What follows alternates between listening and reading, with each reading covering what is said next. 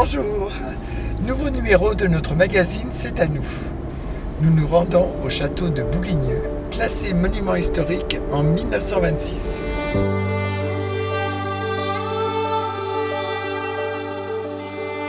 Monsieur de Villeneuve nous attend pour nous faire découvrir ce château dombiste du XIVe siècle, construit en carreau savoyard.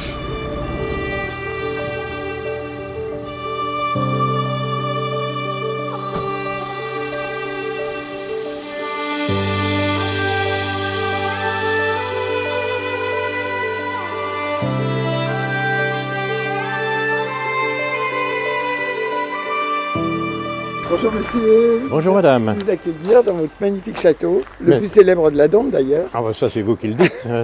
Donc c'est un château du XIVe siècle. Oui, tout à fait, mais si vous voulez, on va aller là et je vais vous montrer l'évolution de la chose.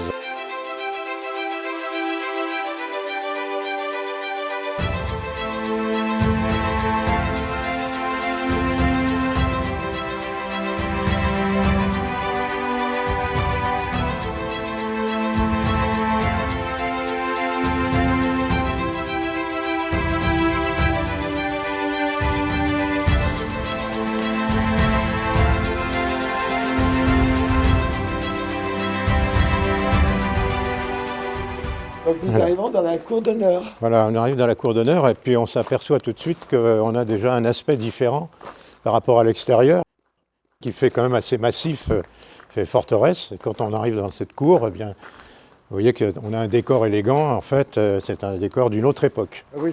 L'extérieur, c'est le 14e et la cour, c'est 17e.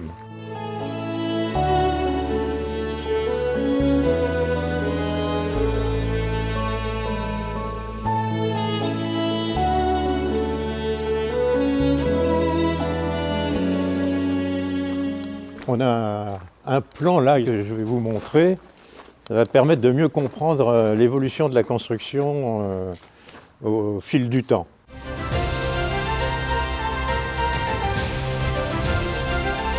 Avant, il y avait déjà une seigneurie et il y avait une poipe.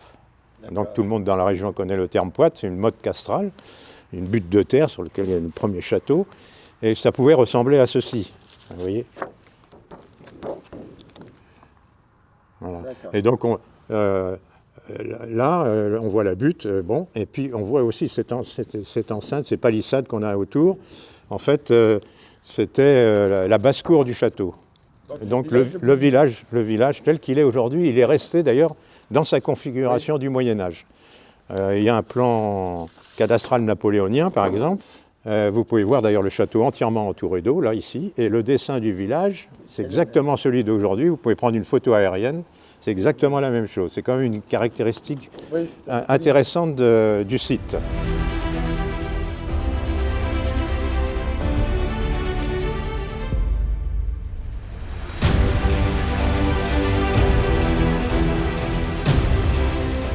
Vous voyez qu'en fait, on a un carré féodal classique, ici. On a des tours à chaque angle. Et au départ, on a construit ceci, là, tout ce qu'on voit en noir, là, grosso modo. C'était la première construction au début du XIVe. Quand on regarde le château tel qu'on le voit là aujourd'hui, d'abord il faut considérer qu'il est plus exactement dans l'aspect qu'il avait au départ. On est bien sur le même emplacement, mais il ne se présente plus exactement de la même façon. On était entièrement entouré par l'eau. Pour la défense, c'était effectivement important. Il n'y avait aucune ouverture sur l'extérieur, pas de fenêtre.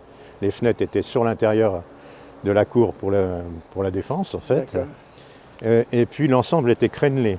Donc aujourd'hui, on ne voit plus les créneaux, mais on peut en voir des traces sur les façades. En fait, en 1306, c'est le début de la construction du château. À la suite de quoi, eh bien, Humbert IV, sire de Thouars et Villars, inféode les terres de Bouligneux à Gérard de la Palud. Alors les Lapalus, c'était une famille puissante et importante de la région et qui était surtout possessionnée sur les côtières de l'Ain, vers la plaine de l'Ain, Varambon, Richemont, Châtillon-la-Palud, etc. Donc c'était vraiment là leur possession et leur château. À la suite de cette inféodation, Gérard de la Palud décide de construire ce que l'on voit là aujourd'hui.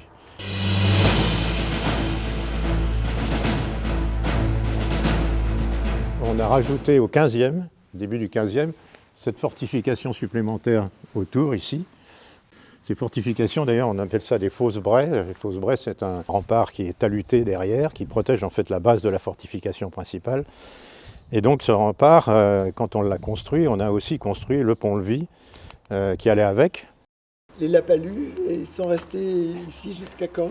Le dernier du nom était maréchal de camp et puis il est mort au siège de Verrue en Italie en 1706.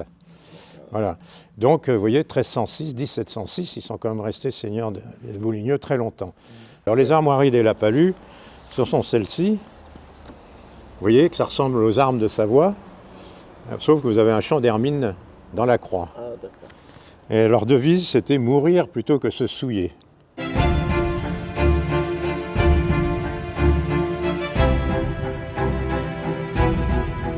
En fait, les Lapalus, à cette époque-là, à la suite d'un jugement qu'ils avaient considéré comme inique, avaient été dépossessionnés à la suite d'une succession d'un certain nombre de biens, notamment sur les côtières.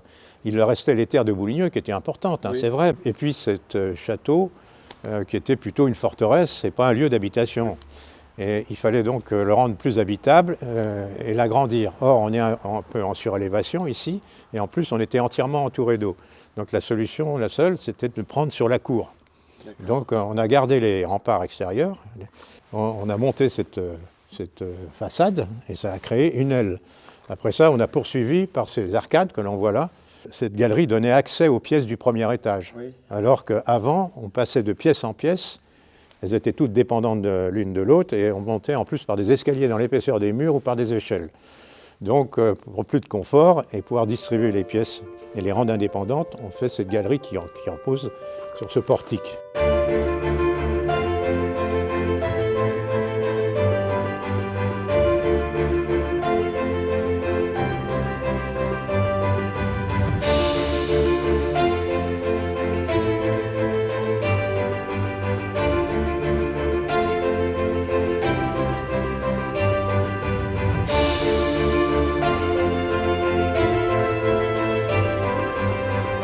On peut voir que cette cour est l'aspect 17e.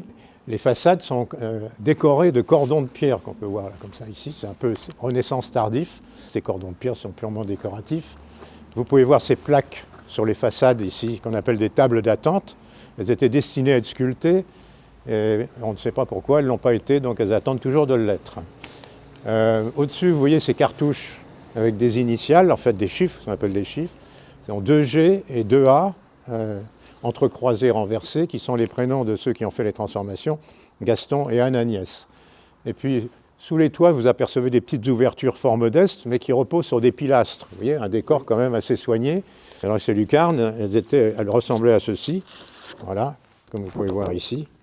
Donc, vous voyez, avec ces pierres aussi qui sont autour, donc il reste encore le cordon, les pilastres, mais ça a disparu. Mais ces pierres, on en a des restes. Vous en avez là-bas. Donc ça changeait quand même l'aspect de la cour. Et ça a été supprimé à une époque qu'on ne connaît pas.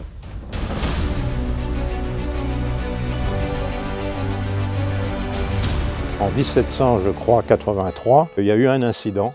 Un charroi qui apportait du bois au château, qui était tiré par une paire de bœufs. Il est passé sur le pont et tout s'est effondré et tout le chargement et le conducteur et les bœufs sont tombés dans l'étang.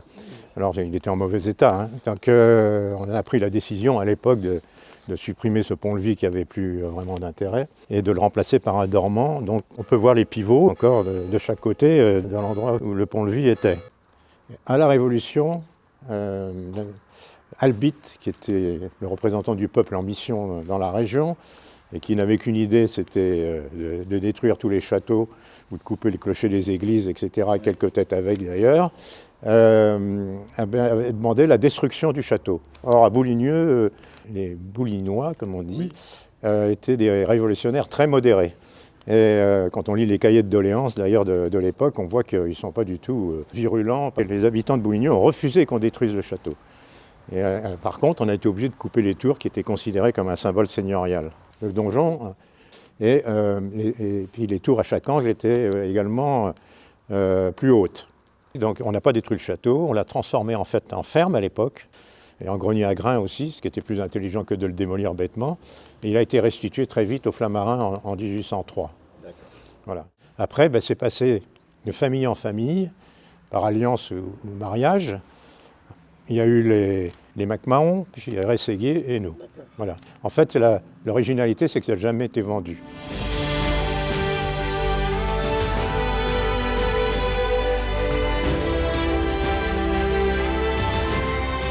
L'étang qui faisait le tour du château complètement a été reculé par rapport au village. La route qui passe là, ici, n'était pas là, elle passait pas là, elle passait tout droit devant l'église. La courtine qui fermait cette cour a été abattue au 19e, avec les écuries qui étaient appuyées sur ce rempart. Alors maintenant, on a la cour ouverte, ce qui est agréable au niveau du paysage. C'est un peu une perte sur le plan historique, parce qu'on a perdu le rempart. Alors sur cette photo, d'ailleurs, on peut voir l'aspect que ça pouvait avoir avant qu'on abatte donc la courtine et les écuries qui étaient attenantes.